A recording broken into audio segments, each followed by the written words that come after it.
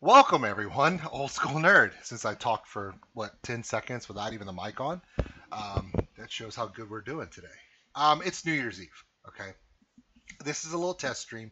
This is a new layout for Destiny 2 that we're going to be using at the beginning of this year.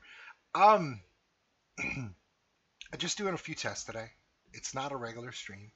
Testing everything out. What you're seeing behind me is still the office slash guest bedroom in the house. The gym bay is still behind me. The purple wall, and everything. This will be the last stream where you see this. Starting on our stream, starting in next year, we have a new background that'll be coming in. It's going to be a nice stained wood wall behind me. It's going to look really nice with some nice lighting and everything. So we're going to have a little bit better production value this year. Bought some new equipment, new camera. So we're in good shape. This is the last stream on the old setup with the old background, playing the old game. But a friend of mine told me I'm a huge comedy fan. Okay, Bert Kreischer, Bill Burr. I love comedy. I love fairly offensive comedy, stuff that's outside the norm. When it comes to communicating with all of you and communicating with the general public and communicating in my personal life with my kids, my family, at work, I stay a pretty even keel. However, I believe, and I'm one of those people that believes that comedy is an art form. And like all other art forms, comedy should be allowed to have a freedom for their artistry. Which means that if someone is going to say something offensive, okay. I mean, for example, people don't remember Red Fox. Red Fox, if you look him up, you probably won't see any videos of him, but you could probably find audio recordings. Red Fox had a TV show called Sanford and Sons when I was growing up. I love that show. Red Fox is probably the filthiest comedian ever to live. I mean, he was. Oh, if you think the people now, like Anthony Jeselnik or those people, are push limits, oh no, Red Fox will blow your mind. But I'm a big fan of comedy, and I believe that it's a freedom of art form. It should be protected at all costs. If a comedian wants to go up to his audience and say something horribly offensive about a certain group of people or a certain creed or religion or whatever, I believe that our First Amendment gives them the right to do so. And they're protected to say those things. Now, what happens to them when they walk out the door into the street? Hey, that's their bed, man. They made it. If somebody goes out there and beats the crap out of them, it's their choice. Let them do so. But I don't think that people should be regulated and censored because of their art. I mean, if we can have some of the art that's been put in museums around that's equally offensive to certain groups, then comedians should be able to do so as well. That's my official stance on it. Now that I've said that, there have been a few people that have said, hey, old school nerd, we need you to watch something. Knowing that I love comedy, they're like, hey, we want you to watch part of a special that Tom Segura has done. I have not seen this particular Tom Segura special. Apparently, this is the one after he lost weight. I've seen some of his older stuff, and I love it. I think it's great. He's a very slow-moving comedian. Now, what I mean by slow-moving comedian is you have comedians that'll go out there, and they're bombastic. Case in point, a Robin Williams. Or, rest in peace. Or you have some comedians, their job is to go out there and shock people right from the beginning. Tom Segura is like a fine wine. You sip it slow. But the more you drink, the more hammered you're going to get and the funnier he becomes because he's what we refer to as an intelligent comic. Bill Burr is your common man's comic, right? We all love Bill Burr because he'll take what a lot of people think or have thought in their life and just expose it and rub salt in the wound on purpose, right? Bert Kreischer likes to make fun of himself and the people around him because that's his shtick. Tom is very intelligent. He's one of those intelligent comics. And he's in the classic, okay, if you took Gallagher and took away the stupid hat, mallet, and fruit and just went to that quirky, intelligent, one-liner, satirical comedy, that's Tom. He uses his vast intellect that he has. He's very smart, and he likes to tell stories. Some of his specials are called mostly stories which is a great special. This one is from the special Disgraceful. I have not seen it. A lot of my friends says, "How could you have not seen this? This is the one where he makes fun of Cajuns," and I'm like, "Really?" And I missed this. I went the entire year of 2018 and missed this. Let me give you some context. My last name is Pate. I'm from Lafayette, Louisiana. I was born Lafayette General Hospital in 1974. Yes, I'm 44 years old. I'm old as crap. But I was born in Lafayette. I grew up in Lafayette, spent my entire childhood and all the way through high school in Lafayette. Then I moved to Texas, went to college, graduated, came back when my father died. My father and my stepfather died in 1999, came back in 2000. I've been here ever since. So I spent the first 18 years of my life here. And I've spent the last 18 years of my life here in Lafayette. And so someone says, you need to see this, and then we want to see what you have to say, because a lot of people love the way I think about things, and they want to challenge my belief in the freedom of the comedic art to say whatever you want, whether it offends people or not. It's their art. And then they want me to see this and then give my judgment on it. I already kind of have a feeling of where this is going to go, because Tom, based upon some of his other work that I've seen, I have seen him live one time in Texas. Great comedian. He was when it was first starting his career when I saw him last. It was a few years ago. Yeah, he's my type of comedian. He's more of the intelligent type. So I'm going to watch this, and then I'm going to give my views. And let's see how this goes. Holy crap, here we go. The screen that I'm going to be watching is right below the camera, so if it looks like I'm looking down, I'm not in shame. There will be no bell ringing from Game of Thrones. Shame. I won't be doing that. I'm watching Tom down here. You're going to see him just off to the side here when I change the camera view, so let's go ahead and do that. Changing it over. Here we go. And let's see, where is Tom here? Oh, where's me? Oh, there I am. All right, here we go. Here's Tom. Tom Segura, Netflix special. Let's play this portion. Let's make sure the volume's up.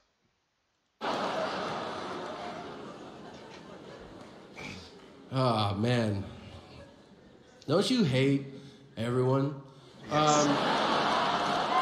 I don't like people. That's why I stream, so I don't have to deal with people in real life. Obviously, I'm not talking about you guys, but no, I've been on this tour for a long time, too long, and I meet people sometimes after shows. I meet people, and it's always a roll of the dice. I've been meeting lunatics. I meet people. I met a guy after a show recently. I'm shaking people's hands, saying hi. Guy comes up to me, and he goes, "Where you from, really?" And I go, "What?" And he goes, "Where you from, really?" Oh, no. I said, "Where am I from originally?" And he goes, "Yeah." I said, I was born in Cincinnati, but I moved around. The guy has the babuts. That's what we call it. He goes, "Huh, yeah, but going down there, maybe you from there too."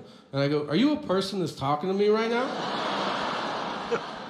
And he goes, I know exactly what is happening. And then I decipher I know what's happening what on he's this. saying is, I'm from Lafayette, Louisiana, about 20 miles south of there. There's a bunch of Seguras down there. I thought maybe you're from there too. And I go, "Oh, fucking no." And then I realized we have this whole population of Cajun people living amongst us like they're one of us, and they're not. Nope. Why do they have rights? Oh, God. This guy had the audacity to ask me. He goes, I said, "Did you just ask me if there's a red box around here?" And he goes, "Huh?" I go, "I don't fucking work here." Like, I thought he was moments away from being like, "I do declare I am a cartoon character and I've come to life." That's Georgia. Here's all I'm saying. Yeah. I support building a wall if it's around the state of Louisiana, because those people are out of their fucking minds. You fucking swamp people, we don't need you.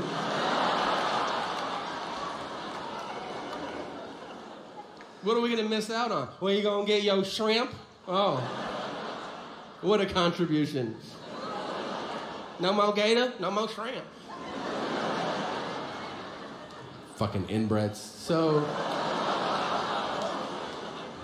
cracker-ass inbreds, we don't need you. Yeah, tell them. Fucking tell them. They'll see this shit. Fuck you, cracker. So, I probably checked into 400 hotels this year. So that's it right there. Okay, all right. Good bit. Okay. All right. And video captures being a dick again. There you are. Okay. All right. Okay. Number one, I love Tom. And Tom's right, unfortunately. You hear my voice, right? Do I sound like I have a Cajun accent?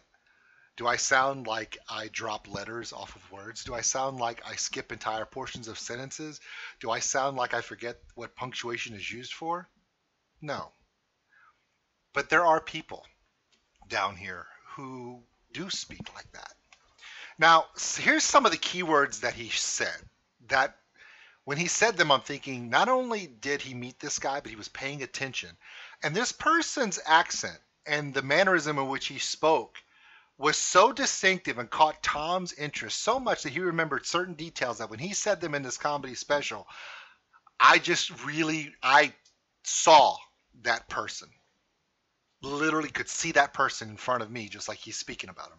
Number one, he said he's from 20 minutes or 20 miles south of Lafayette. Now, Lafayette is a city of over 200,000 people, okay? We have a very good university that has a very good nursing, teaching, engineering program, computer science program. In fact, the local university, UL, University of Louisiana, has more international students per capita than any other university in the United States. We attract people from around the world because of our computer science programs and our engineering programs. It's something to hang your hat on. But my mother went to graduate school. She has a graduate degree. I have a college degree. My sister has 2 college degrees. My younger sister has a college degree. None of us speak like that. My mom's brother, however, my Uncle Larry, yeah, he's got the babuts. We call it the babuts, okay? Now, a lot of people will remember that when I did a little joke about Cajuns earlier was that there are people who are Cajun and then there are people that are coonasses. There's a difference, by the way, and I hope Tom sees this reaction. I doubt he ever will. But there are Cajuns and there are coonasses. You can be a Cajun and be just like me, college educated. I'm a network engineer, for God's sakes, okay? But then there are people that are coonasses. And we refer to coonasses as those who French was their native language. It was their first language, the language they grew up on. Most of the people who live in Lafayette are not this way. You can usually tell them very carefully. But when you reach out to the outskirts, especially if you go south, those are areas closer to the Gulf of Mexico, the swamp areas, people down there really do talk like that. Now, here's the thing. My Uncle Larry, graduated high school. Then he went to work for Coca-Cola. He was a Coca-Cola truck driver. Worked for Coca-Cola for 40 plus years. He retired. Now he lives, just a quarter of a mile away from me in his house he's had for, 50 years. He has his garden. He's enjoying his retirement. And he's now in his late 70s, early 80s. And my Uncle Larry is a gentle, loving person. And he can pretty much fix anything. Fix a tractor. He can fix his vehicle. He can do his own electrical work. He's a very intuitive person. Language-wise, this is talking to my Uncle Larry. I was outside walking my dog. My Uncle Larry, all 6'3" of him, walks up to me. Rail skinny, by the way. He walks up to me and he goes, "Oh, this is your mama." What? It's your mama? Now, what I caught from that was, "Hey, Richard," which is my name, "have you seen your mom?" Huh? He's looking for my mom. Now, my mom lives next door to me. No, she was not home. And I was like, "No, Uncle Larry, she's not there. Do you want me to tell her you came by?" This is okay. I caught from that he meant, "Hey, it's no big deal. It's okay." And then he walked back to his house. Now, that is not to say that my uncle is ignorant or dumb. He just speaks in a hybrid of French and English in a way that communicates from when he was growing up. Remember, he was growing up in the 40s and the 50s in South Louisiana. Now, back then, college educations were rare here. People were still riding around in wagons. It is back then. It was very agricultural. The intelligent infrastructure and such modes that we think of now when it comes to industry, medical, um, technological, did not exist here at the time. In fact, they weren't even drilling for oil here yet. So the influx of money was very, like I said, very agrarian back then. So I know what Tom's talking about. Now there are those people that are like that. Now, not all of us are like that, but the thing about it is, those of us who live here, we know those people, and it's funny to us. And I find Tom's bit hilarious. I do personally. I find Tom's bit hilarious.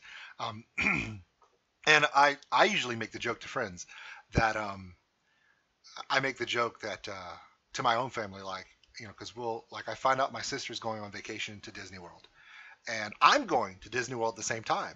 And my mom will be like, "Oh, y'all are both going to Disney World at the same time. That is great." I say, "Oh, no, it's not." And she's like, "Why?" I said, "Well, two Cajun family members can't leave the state at the same time without reporting, that we're leaving the state, because we're not allowed.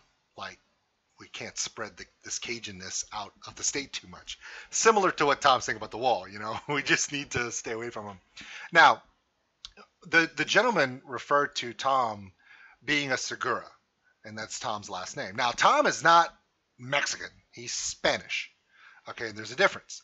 And he talks about it in his special. I watched a little bit later more of this in referring to his last name. Now, there are Seguras down here, but they're not like what people would think. Like he saw Tom Segura's name and immediately thought that Tom would be related or know somebody from down here. And here's the thing. When you live down in South Louisiana, lower South Louisiana, south of Lafayette, in the rural areas, if you know a Segura, then you know all the Seguras. They're in a family. They don't stay very far away. But your mindset is they don't leave home very much. They work fields. They're agricultural based. They don't travel very far. And they don't catch the understanding that Segura is an old Spanish name from Spain. Segura is an old Spanish name. It's been around for 1,000 years plus. So people don't realize that southern Louisiana was a Spanish colony before it was a French colony. And then it was a Spanish colony again. And then Napoleon, when he conquered Spain, took the Louisiana portion of the continental United States away from Spain and then sold it to the United States in the Louisiana Purchase. So New Orleans was a Spanish colony. If you go down to the French Quarter, you will see contrasting styles of both French and Spanish architecture side by side. There's a reason for that. So when you're talking about the Seguras down in South Louisiana, it's Seguras like Tom. They're of Spanish descent, not Hispanic, not Latino. They're Spanish. So there are Seguras, but New Orleans has been a melting pot of peoples long before the United States became the great melting pot, because New Orleans had become Spanish, French, and it was also, it's funny because it kind of ties into the Cajuns. New Orleans has long been known in the 15 and 1600s, before the United States became what we know now, a port of destitution. Slave trade was big. Also, the import of peoples who are refugees. For instance, people would leave Spain from the Moorish. People were being persecuted here, there, wherever. They would leave, looking for a better life. Now, most of these people could not go to Virginia, Boston, the Yorks, the Carolinas. Those were all British colonies, so they weren't allowed to go there. So the Acadians went to Canada, which was a French colony at the time until the French and Indian War. And then England took that over. Well, after that happened, the English kicked the Acadians, who were French settlers, out of Nova Scotia because that was now a British part of the British Empire. They wound up in Louisiana. So that's where Cajuns come from. Well, the Seguras also settled in New Orleans when it was a Spanish colony. So the Seguras of New Orleans and southern Louisiana are just as old as any Seguras in the United States as settlers from Spain. However, the mixture of the Creole Caribbean influxes, French, Spanish, and even German influxes. There was a German migration just to the west of Lafayette, the Zonebreakers and a few German settlers who now pretty much brought rice farming, the agricultural portion of Louisiana to Louisiana. They did. Um, so that melting pot occurred. So if Tom was to go down to South Louisiana or in the New Orleans area and meet the Seguras there, he would buy like, who the hell are you people?